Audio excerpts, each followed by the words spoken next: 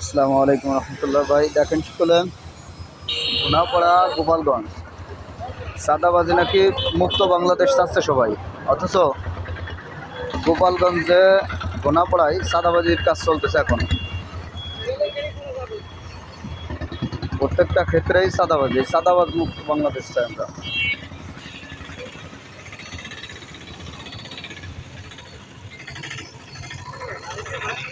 হ্যাঁ, গাড়ি হচ্ছে না। দেখেন চাঁদা, হ্যাঁ,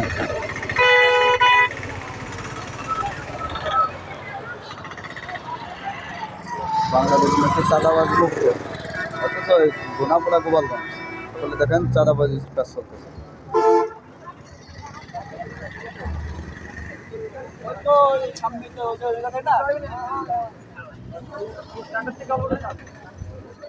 উড়াকান দিয়ে আইসে তো, এই জন্যে গাড়ির সংকট বেঁধে গেছে।